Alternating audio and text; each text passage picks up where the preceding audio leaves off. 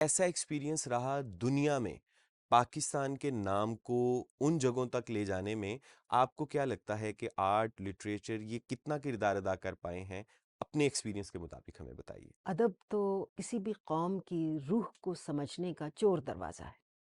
अगर हम किसी कौम की हकीकत जानना चाहते हैं, तो उसका एक तरीक़ा तो ये है कि हम उसके जुग़राफ़िये से, उसकी इकोनॉमी से, उसकी आबो-हवा से, उसके माहौल से और उसकी इमारतों से उसको पहचानते हैं।